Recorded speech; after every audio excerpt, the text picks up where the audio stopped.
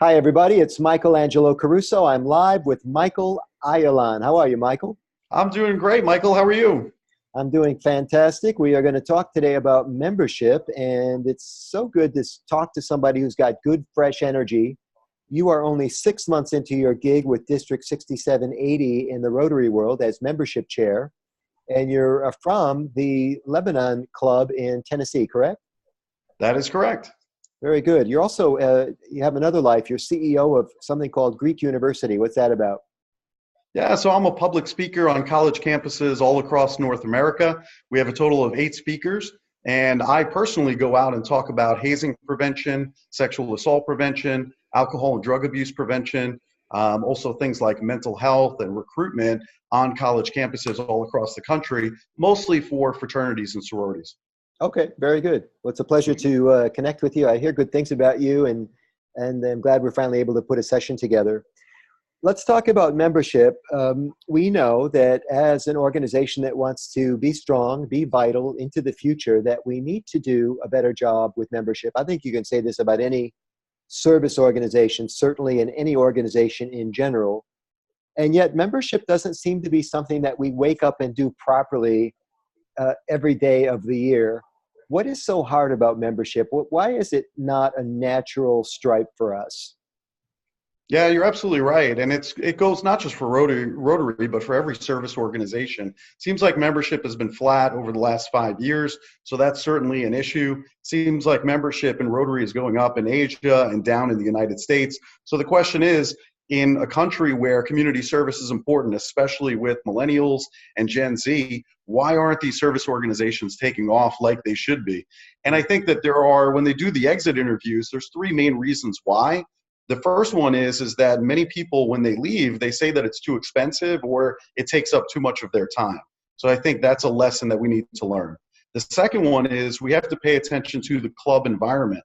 So 21% of people that leave Rotary, for example, say it's because the club environment is not right. So we have to pay attention to what is the food like? What is the lighting like? Is it a good meeting environment? And then the last one is unmet expectations. So what that means is that most people who join Rotary, they know that there is a service component. And of course, all Rotarians say service above self. But we have to actually do that. We have to do what we say we're going to do. If we're just a social organization and we're just meeting for lunch and there's no service component, then these potential new members are going to see that and they're going to call us on it and say, you know what, you're not really doing what you say you're going to do. Yeah, let's talk about these 3. I love them. The first was too expensive, or we don't value their time. It takes too much time. 100%, baby. Although too expensive is relative. So Rotary has a lot of retired people in it. They're on fixed incomes. You try to raise the dues or charge too much for an event. In other words, if you try to treat people right and give them some exotica, some of the population rebels because they're on fixed incomes. We hear from 30-somethings that Rotary dues are too expensive, but I notice they have no trouble dishing out $10 for vodka and tonics 3 times a night. So I think it's about a value proposition. And the too much time, I can testify about that one, man. I was at a Rotary Club function recently where they did a 50-50 drawing. You know how that works with the playing cards, and they draw the card 3 times for an ace of spades? Sure. It took them like 8 minutes to do a 50-50. I mean, way too long. I almost had, I'm like, did I just have a second birthday while they were doing this? You know, it just took forever. The second thing that you mentioned was the club environment, which can be a lot of things. The famous Rotary club meeting takes place in a church basement. And we have a very good club in our district that happens to meet in the church basement. But, you know, the millennials walk in, and the first thing they check is their Wi-Fi. So you're in a cinder block basement. There's no Wi-Fi. It's all fluorescent lighting, so the lighting's terrible for photographs. And the people who like to take pictures and document their very existence do not find this to be a useful or friendly environment. Other people don't even notice. They just go, it's a church basement. I'm good. Let's get started. But you're absolutely right. Food, temperature, is the room warm? Is it hard reflective surfaces? And I don't know. It's nothing against churches, but maybe we need to look a little bit deeper into the community than church basements. They happen to be free, and the meals are very cheap, and they're often prepared cheaply. It's often cheap food, by the way. But there's people in our society now called foodies, and they don't want to eat cheap food. Do you have people like that in Tennessee? We have many of those people in Tennessee. And I think we just need to ask our members, let's do a survey and let's actually figure this out using data. Are we really meeting their needs in terms of the quality of the food and all of those things? We used to meet actually at a golf club in Lebanon, Tennessee. And the issue is not a lot of people are buying golf club memberships these days. So unfortunately, the building, the infrastructure itself was not holding up over time, and they weren't keeping up with some of the repairs and other things. Yeah. And that unfortunately led to a poor quality meeting because literally the building was falling apart. So you have to pay attention to things like lighting and those types of things to make sure that you have a good meeting environment. And we were almost embarrassed at a certain point in terms of speakers coming in, because that's a poor reflection on our club when we invite a big name speaker to come in and the environment just isn't right. So you have to pay attention to those things. Ask your members, get a survey, get some data going, so that way you know if you're really meeting their needs or not. People will watch this video at different stages in time, so we have to kind of forewarn that the statistics and numbers that you hear are in flux all the time. We're just trying to help everybody, so please don't comment and send us letters about how our statistics are out of date. We're trying to create a video that will be helpful moving forward. That as a precursor to this statement, I am a past district governor in 6380, and I love visiting the largest club in our district, Michael. It's the Great Ann Arbor Rotary Club. It's one of what we call the large Rotary clubs, 330 members, but not necessarily growing at any point in time. The Ann Arbor Club is rather famous for serving this for lunch every Wednesday. Ready? Soup and salad. That's it. Soup and salad. That's it.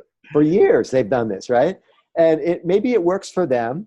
Back to your point about the club environment, membership isn't skyrocketing in this great venerable Rotary Club, and not for nothing. Every time I have lunch there, I have to stop on the way home and get something to eat. Embarrassing. Well, maybe not. It's not for me to say. But what we're trying to do here is help people reevaluate what is this thing we call a value proposition, because that's really what it all boils down to. Your third example was unmet expectations. Everybody that buys into Rotary, and I mean that in a literal sense, they pay dues and they join the organization. Of the people that leave quickly, and by quickly I mean within 6 to 12 months, when we talk to them, you mentioned exit surveys, and even verbal surveys, when you just talk to people, what's going on, they always have like this official statement, which is family issues, or I've got a work conflict, or it's a bad time. But the underlying thing to this almost every time is it sounded like a better idea than it turned out to be. The idea of joining Rotary sounded pretty good when I signed up. But now here I am 6 months in, and I'm not feeling what I thought I was going to feel. I'm not being valued in the way I thought I was going to be valued. And to using your words, I feel there are too many unmet expectations, and that's why I got a jet. And it's a deeper conversation, and most people are too polite to share in great detail on the way out the door because they don't want to be argued with, and we know they know we're going to argue with them, or at least try to get them to stay. But I think you're right on when you talk about this thing called unmet expectations. Let's move towards success stories because we know about many of them. You were telling me before we logged in about the Pigeon Forge success story. Can you run that down for us? And grab a pen, everybody. You're going to want to write some of this stuff down. Michael's onto some things. Yeah, this is some really great information. As I travel through the district, I take notes on some of the clubs that are really doing well and executing right. One of them is Pigeon Forge Rotary Club. They went from 60 members to 75 members, which is a 20% increase in membership. And the way that they do it is that they have guests at every single meeting in order to share the Pigeon Forge story and also to start working with these potential new members. They also talk about potential candidates at every single board meeting. So I think that's really the message here, is that you need to have Rotary membership front and center. What is the goal, number of new members? And you should be talking about it at every single club meeting and every single board meeting. I think Well, some of the issues, the reasons why we see that the club is declining membership is because it's just not front and center. yeah, I love that. You know, when you've got, to your point, a membership chair who's not on the BOD, it's not a deal breaker, because if the membership chair is a self-starter and somebody who's going to see things through and chase those leads, you're okay.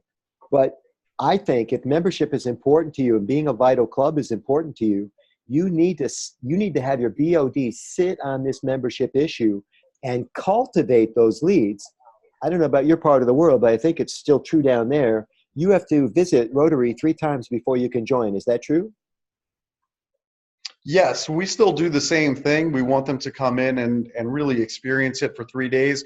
We want them to get a sense of who we are, and also we want to get a sense of who they are. Yeah. And then we'll start filling out paperwork from there. But I agree with that. Yeah, so that it's a good fit, because if you get people in too soon and it's not a good fit, they just leave. That's bad for morale. You had a paper ad for a short time. You said 3 days a minute ago, Michael. It's 3 visits, which could be 3 days. But the key there is those visits could be, really spread out. And it's better to have it happen 3 of 5 weeks or 3 of 6 weeks, so that they're, Rotary isn't a casual thing, that they come in fully committed. They come in fully dressed and ready to rock with us, because if it's a 2-step sale where we have to sell them on membership and then we have to sell them on involvement, it just strings this thing along for too long. We need our new members engaged, right? Right away. I'm a big fan of getting them engaged right away.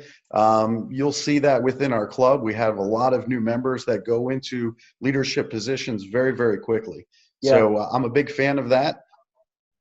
Let's go back to the BOD idea, because board of directors meet once a month. So let's review this now. Yep. You get a visitor come to the club, so he starts to show up on paper at least to the BOD.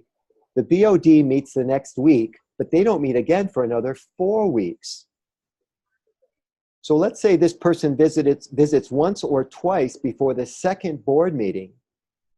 This is still percolating. This is still soup on the front burner, simmering, waiting to be served.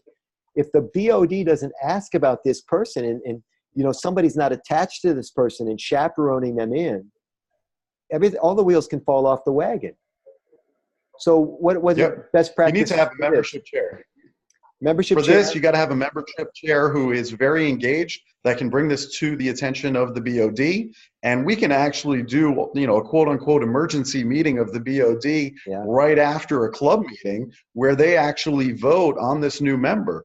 But I agree, if you're going to wait too long, you're going to lose this potential new member. So we've done that often, where we've had emergency meetings just to review membership in between board of director meetings, just to discuss a particular membership issue and make sure that we get this new member engaged and in right away. I've seen the BOD vote happen via email. Have you done that? Yep. Yeah. Anything? We've done that in the past in email. Yep. I think that's one possibility. Even text, you can have a group text message or just meet after the regular club meeting, either way. So that's clever too. A group text message to the BOD saying yay or nay on the new member. Then you can get the announcement to the club president so that they can schedule the invocation or the installation, right? And now the flywheel's spinning a bit faster, which is good. Not to express lane the new member, because we still need 3 visits. We still need to make sure the person's a good fit.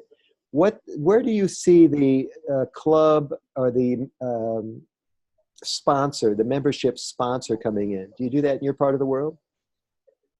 We do. We have a membership sponsor. Many times the sponsor will actually drive this potential new member to the Rotary Club. That's especially helpful the first time they visit, because that way you have an immediate connection and somebody who's going to introduce you. There's not that awkward feeling of this potential new member is walking into a room that they don't know anybody. Maybe they have one connection in the room, but they don't know what they look like. You want to avoid that kind of awkward situation. So I think actually picking up this potential new member and driving them together in one vehicle to the Rotary meeting, that's a great move for a sponsor. And God, I hate it. I hate it when the sponsor gets up at, when they're installing and it very clearly has never really talked to the new member. You know, so much more powerful when they say, when I went out for coffee with so-and-so, I learned that he has 2 children, he has a dog named whatever. That to me is the nice big hug that Rotary can become famous for if we start doing it more consistently. So in review, Sure. we're talking about 3 things that seem to be showing up in exit survey type information, that that Rotary is too expensive, or that it takes too much time, that the club environment is not protected for the members, and third, that somehow we are not meeting expectations. We're also now reviewing success stories, the Pigeon 4 story about taking members from 60 to 75 by, we used the phrase earlier, mandating guests, that they have to bring guests. How does that play out? Well, basically, there's an expectation that you're going to bring guests with you. So very often I'll come to these meetings and they will have their guests in tow. That's just an expectation of the club, that you're going to find somebody to bring with you. Yeah. And that's worked. So you can see that with a 20% increase in their membership. So there's just that expectation that you're going to do it. That's an interesting thing. You know, if your club does not have that culture currently, and the president says one day, you know, from now on, we want you to bring guests, that's an aha moment. It is not an easy thing to, I don't know, jump start. Yeah. Well, I think the way that I've seen it work is you can create a potential names list.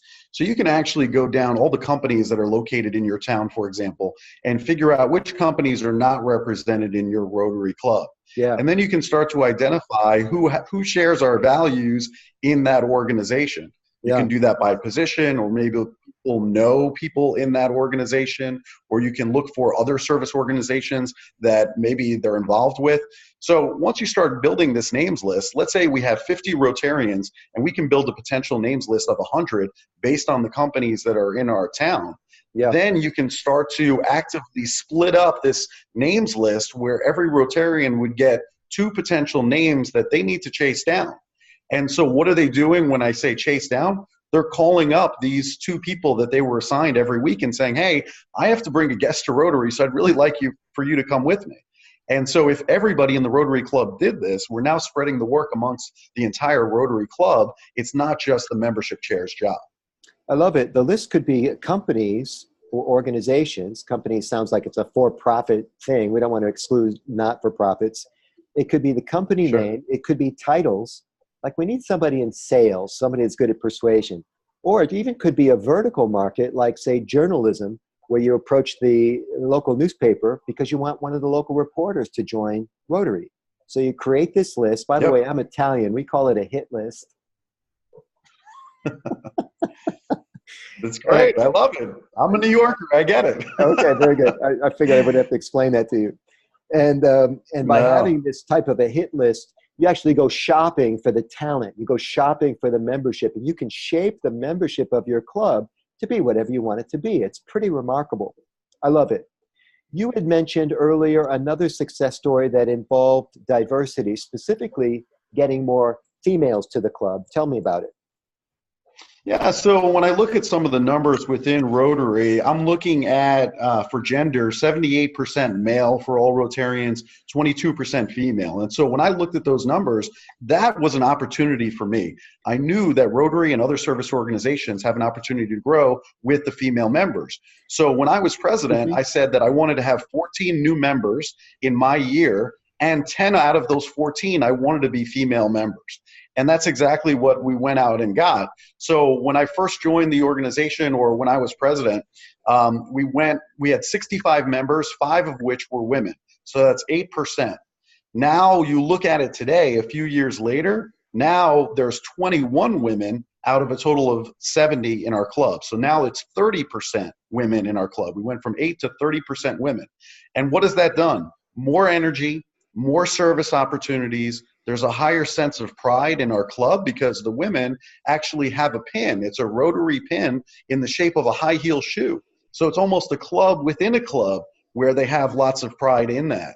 And now more women want to join our club when they see other women that are in leadership roles. So the last 2 presidents following me have both been women. And now they're seeing women in leadership positions. That gets them excited about their opportunity to actually participate and give back in a leadership sense. I love it. So I had a dry erase board up on the dais table where I was sitting as president that outlined these 14 new members. And every time we got a new member, we would shade in a portion of that number 14, and we would write the name of this new Rotarian that was just inducted. And so by the end of my presidency, sure enough, we had all 14 new members. It's because Rotarians by nature, we're competitive, we want to win. Yeah. And if you keep that in front of them on a dry erase board, I'm telling you, they're going to go out and they're going to get the Rotarians you're looking for. Lovely. A minute ago, we were advocating using a hit list to shop for people. Now we're shopping for women. This call is becoming more politically incorrect by the minute. But I love it. You know, if you're looking for a certain type of person to join your club, man, and you know who they are, go out and get them. They're in your community, people. By the way, the statistic, 78% men, 22% women, I think that's an international statistic, not domestic here in the United States, correct? What was that question? I think the number, 78% male, 22% female, is an international number. That's correct. That's worldwide. There's a higher percentage of females, still way too low, by the way, but a higher percentage of females right now in the United States. We can do much, much better. And I love your suggestion, Michael. Thank you. Let's talk about social events. Actually, you've got like this potpourri now of, not potpourri, but potluck of ideas that can bring more members. You were running them down for me a little bit before we pressed record on this call. Something about business cards and free lunches? Yeah, so what I've done is I've actually just circled some of the clubs in our district that have really excelled in terms of membership. And I went around to ask them, tell me what it is that you do. I'm trying to create a list of best practices that we can share with Rotary clubs all over the country. And this is basically coming from Clinton, Fairfield Glade, McMinnville, Mount Juliet Noon, Lebanon Breakfast, the top 5 performers over the last 3 or 4 years. And the first one is business cards, which are very cheap to print out. They get them printed with a coupon for a free meal, and then the Rotarians will actually go door to door in the business area, wherever that is, downtown, wherever that is in your area, and they'll actually pass out these business cards with a coupon for a free meal. And that has proved to be very, very successful. And of course, they're targeting the companies that have no representation in the Rotary Club. So I've heard this Some before. other opportunities.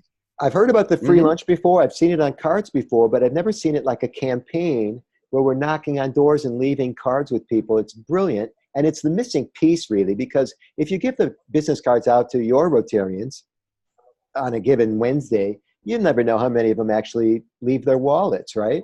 But to do campaigns like this is a really remarkable idea. What else you got for me? Yeah, it's working. Well, we also have speakers that come into Rotary every single week. Why is it that we don't communicate with these speakers once they leave? Because this is a great talent pool of people that are potential new members for our Rotary Club, but we don't talk to them after they walk out the door, after they just give us a great presentation. I love it. So what many of these clubs are doing is they create an e-bulletin that they email out to all of the guest speakers. They're compiling a list of all of their speakers, and every week they send them an e-bulletin with one of those free meal coupons, some fun content where the president talks about what's going on and engages them, so that way they will come back now as potential new members. So I think that's important. We just let these great speakers just walk right out of our door. That's a great pool for new members. The same is true for visitors. We should be collecting email addresses from everybody that comes in the door. It goes into a section of what's called Friends of Rotary in Club Runner. If you're using the other popular database, DACDB, I'm sure it's called something else. So they're not actually Rotarians, active Rotarians, but it's a separate list, and you can mail to it. Michael's exactly right. Bulletins and newsletters are good. I'm seeing a trend, Michael, away from those stiff kind of names. Nobody needs another newsletter, for example, but to send I don't know, it's easy to name it something clever and fun, and I'm sure that there are clubs out there that have done that. But I just love the idea of keeping in touch with people who have already had a positive Rotary experience, including guest speakers. Well done. And you mentioned social events. Some other ideas. Yeah. Let's talk about that. So there's certainly new members that are potential new members that are coming into our club, and they're asking for social events. They want to be connected, maybe have a few drinks, in the evening with a group of Rotarians. And that was one of the reasons why they're joining Rotary. It's yes, to do service, but also to get plugged in with a group of like-minded individuals that like to have fun. So Yeah. don't forget about the social events. Just last night, we had a Christmas party. We invited the Burt Coble Singers. They're a choir, and they do all kinds of wonderful Christmas music at Cumberland University in Lebanon, Tennessee. And it was a fantastic event. We brought in all the Rotarians. We invited spouses as well. So that's another thing, is you really want to make these things family friendly as much as possible, especially some of these events that you're doing outside of normal club meetings, to engage family members. Certainly when you're doing community service, we want to invite children, because there's all kinds of lessons that can be learned when you're doing service. And what a great opportunity to teach these lessons to your child as a Rotarian. For sure. I don't know about you, but some of the Rotarians in my club are just not that interesting. Their spouses, however, are fascinating. So we have better events when the spouses show up. I think it's a good idea to mix them up. You're in the speaking business. I know you're going to appreciate this. Back to guest speakers for a second. Why aren't more clubs using guest speakers as fish bait to get new members to come to the club? I mean, think about this. I completely agree. We're giving the microphone to somebody. I completely agree. I would assemble a top 50 speakers list, and this is basically a list of dream speakers that you want to have.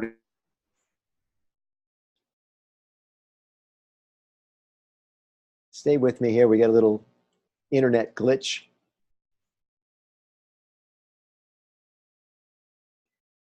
So we're waiting for Michael to come back, and I'm not sure who's running the table here, him or me, but hang on with me, Michael. We'll get you back in a second. So the idea is that we would use guest speakers as fish bait to attract new members. And this is important because you're handing the microphone over to somebody for the majority of the meeting, right? If the meeting's an hour and you're going to give your guest speaker 20 minutes, nobody talks more than the guest speaker. It blows my mind that we don't make sure that that speaker is going to really be able to bring it. And of course, the best way to do that is to watch video of that speaker online in advance so that you know that they have something that they can bring to you. We're going to see if we can get Michael to log back in here. Hey, welcome back. I've explained the shady internet connection. It's because you're in Tennessee, I'm sure of it. It's okay, no worries at all. I kind of covered for you here when you froze up on me. So we're using speakers as fish bait because the speaker has so much real estate during the meeting. Why not make sure that it's a good speaker and somebody that's going to be interesting? And the same is true, by the way, if you're going to put a Rotary speaker in front of the room. Do not give the speaker to people who are not trained in the art of presentation. There are plenty of ways to get them some suggestions so that they can make better use of the visitor's time, which is a callback to something Michael said earlier, that if we don't value their time, man, they're not going to join. So, Michael, you are on top of it. What a breath of fresh air you are. What district are you in, sir? So it's District 6780 in Tennessee. 6780, very good. Any other parting advice for people that want to bump up membership at their Rotary Club? I would say, just be flexible, I think, is really important. So, things like corporate memberships are really good. If you can get a company to come on board, and then they can fill that seat with anybody in the company. Could be the CEO, could be the CFO next week, whatever. So start thinking outside of the box. Maybe that means a reduction in dues if you bring in 2 new members in a given year. Maybe that means if you're age 29 or under, you get a 50% discount on dues. So pay attention to some of those things that we talked about earlier in the call in terms of Rotary being too expensive. And let's figure out other ways that we can form this membership, maybe a corporate membership or a reduction in dues, to make things a little bit more affordable, especially for younger members. I think recruiting with service projects is something that is really, really important. Why do we always recruit with the same meetings? Why don't we recruit with some of the service projects that we're doing and let that be the recruitment event? Actually seeing Rotarians involved with service, and we invite them to go see that, because that's really exciting. That's what these Gen X and millennials, that's really what they want to do, is they want to roll up their sleeves, get their hands dirty, and give back to their community. So let that be the recruitment event. And why can't we just have one service event every single month? So why is it that we always have 4 regular meetings a month? Maybe let's make it 3, and then we'll have one standing community service event every month where everybody comes and does service in the community instead of a regular meeting. And again, that becomes the recruitment event for new members. I think that's very clever. You know, salespeople talk about this thing called the funnel. And it's called the funnel because once you get people into the funnel, it's hard for them to get out. Gravity is going to pull them in this case, to be a member. So much of the time we think that the actual Rotary Club meeting is the entry into the funnel. But you're absolutely right. It could be a social event. It could be a service event. There are tons of ways to attract people to Rotary. It could be a fantastic Facebook page. By the way, the Facebook page for your club is what? It is facebook.com/Lebanon Rotary. And what's great about it is that you'll actually see recorded speakers for the last 3 years on our Facebook page. So again, we're not just getting the attraction of the speaker in a given week and then it disappears. It lives forever on our Facebook page and gets us more traffic and more potential new members through this Facebook page. Are you saying you're recording the guest speakers and video and then posting the video to your Facebook page? Every single week for the last 3 years. And are they getting a lot of views? Yes, they are. That's fantastic. I know that they're 20-minute videos if they're typical programs. That's fantastic. Nice job. Yep. What are you hearing about? Thank you very much. What are you hearing about new clubs? Starting new clubs as a way of boosting membership within districts? I think it's great. I think especially if you want to start, let's say, a younger membership club, let's say 29 or under, people want to see people that look like themselves in the club. So I think it's a great strategy to start new clubs, especially if you want to, let's say, start something really young. Maybe you start it around hiking, for example. So you just go out and recruit people that want to do hiking in your area of the country. And then you start introducing Rotary and what it is that we do in terms of community service. And now you have a bunch of like-minded individuals that are under 29 that share the same hobbies and they all believe in service. So I do believe in that model. And they walk right into the Rotary structure if that's a benefit. Most clubs are trying to, reinvent the wheel from the ground up. That's kind of a silly idea. If you could just find a hobby or some Venn diagram for everybody and then attach them to the Rotary structure. Now they have systemized giving. I think that's fantastic. Quick success story. In 1617, when I was governor, I was addressing an issue that we had in our district. It had become known as the Southfield problem. Southfield is a huge corporate tax base, Michael, and they had a flagging Rotary Club with 2 or 3 members, good people, but they weren't doing anything. And this was going on, and each governor was kicking the can because nobody knew how to solve the problem. Do we revoke their club charter? Do we kick them out of the district? Do we try to rejuvenate the club? Nothing seemed to be working. In 1617, we brought a new club into the Southfield area. By the way, an area that could probably support 3 vital Rotary clubs. Wow. So we chartered this new club with 57 members. They instantly became the 7th largest club in the district, and bonus points in Rotary, they were African-American for the most part. That's old amazing. Club that we were talking about was a placeholder club, and for years we couldn't have any other Rotary activity because this placeholder club was holding this minimum standard. So for those of you listening right now, you've got clubs that are close to coding in medical parlance. They're losing their lifeline. They're losing their pulse. Think about starting a separate club in that community. It's counterintuitive at first because you think the community's not going to sustain it. But invite the other members to join if they want. Establish some friendly competition if you want. But new clubs are a fantastic way to go if you're working on this at the district level, which I'm pretty sure Michael Ayalon is going to be doing because this guy's a player, man. You haven't heard the last of him. Michael, thank you so much for being on the call with us today. You're fantastic. We can find you on Facebook and LinkedIn, I assume? Yes, you can. Just search for Michael. Last name is Ayalon, Ayalon. You can also visit the company website, greekuniversity.org. You're fantastic, man. I hope we can get to do some more stuff together, and I really appreciate you being our guest today. That'd be great. Thank you so much, Michael. My pleasure. See you soon.